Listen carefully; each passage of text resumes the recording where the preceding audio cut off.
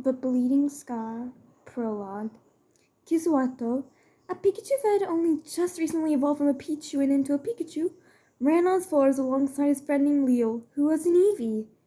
The cave should be around here somewhere, mumbled Leo. There it is! She then exclaimed, her unusually blue eyes widening. Kizuato looked and stared in amazement as she saw a cave in front of them. Come on, let's go and explore, chuckled Leo as she ran in. Hey, wait for me, exclaimed Kizuato as he followed her into a cave. Once they were in, they began to explore the cave. Kizuato walked towards a rock. He picked it up with his paws and saw a Spinarak, Weedle, and Caterpie. Kizuato shuddered and put the rock back down. He wasn't very fond of bug types, including half-bug types. Kizuato, come here, Kizuato heard Leo call. Kizuato ran on all fours, heading for where the sound came from, and found Leo.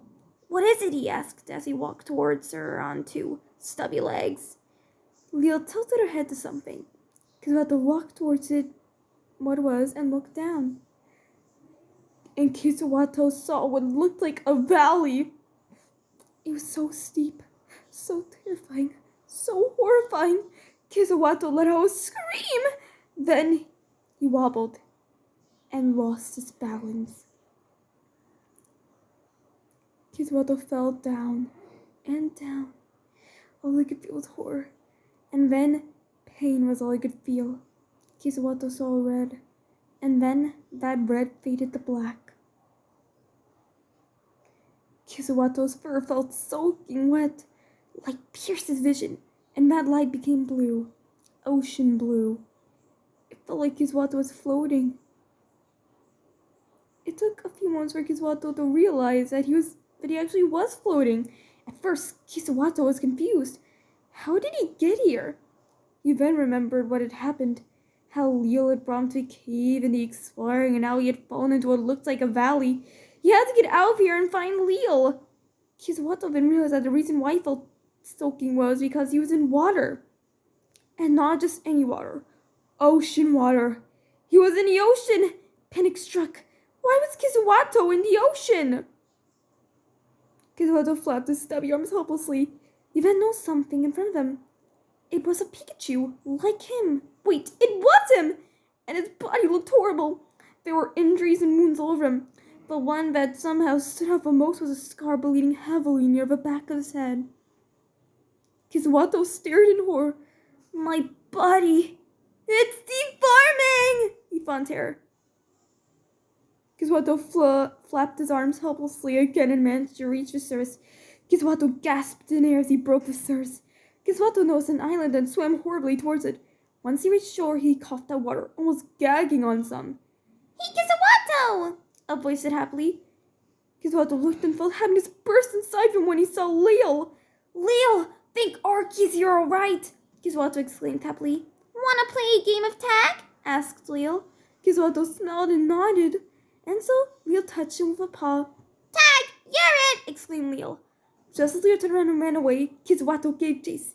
He chased her into the island's forest and chased her to a tree.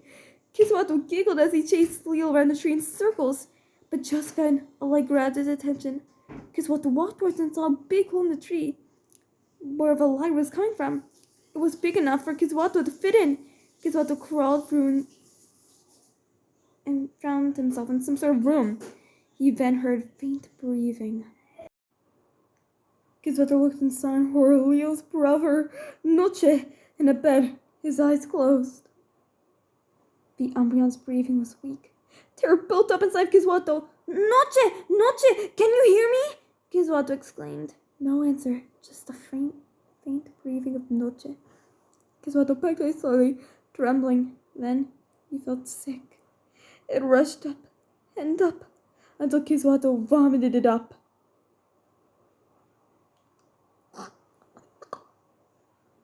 Light pierced Kizuato. Tears trickled from his eyes, shaking. The shock of his nightmare hadn't left. Kizuato! A choked cry came.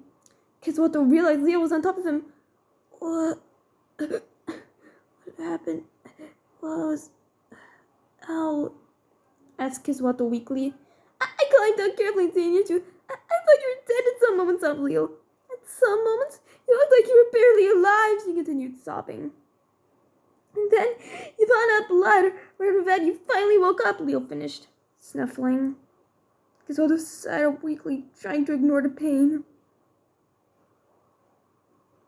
Annie hugged her. I'm so sorry, Gizmodo. If I didn't suggest we come here, you would have. Leo choked out. Kisawata heard her sob a little. Guilt built up inside of Kisawata. Leo's so loyal. If I didn't fall, she wouldn't be crying. Kiswato thought. It's not your fault, Kiswato reassured. I should have kept my balance, Kiswato continued. Kiswato stopped hugging Leo and said reassuringly, Besides, I didn't get that hurt. Leo looked awkward. Well, let's just say your body is almost completely ruined, and there's a scar near the back of your head that's still heavily bleeding. Leo explained awkwardly. Kiswato's eyes widened. Looked like his nightmare was showing something true. Kiswato! Leo! A voice called. Big bro, Noche! Leo gasped. Kiswato looked up and saw Noche peeking his head over the edge, looking down at them with his unusually blue eyes. Seeing him reminded Kiswato of his nightmare, causing him to shudder. How did you know we were here? Asked Leo. Webbook logic, shouted Noche. What? Asked Kiswato, shocked. Noche's eyes widened. Kiswato, what happened to you? You poor thing, he gasped, sounding absolutely horrified. Kiswato guessed that he was just ignoring what he had just said.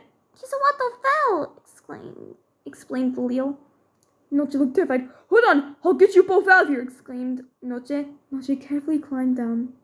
Once Noche reached the ground, he ran towards Kiswato and Leo. Hold on to my back and hold on tight, said Noche urgently. Leo jumped onto Noche's back. Kiswato remembered how he had vomited up blood and wiped the blood off his mouth. He then jumped onto Noche's back. The thought of falling down again spiked horror into Kiswato, and tears formed in his eyes as he remembered how he had fallen into this area. Kiswato held on tight to Noche and watched him tear as Noche climbed up, until finally they reached the top. How? Kiswato relaxed once they were safe. Now come on, let's get out of here, said Noche, and thus they left the cave.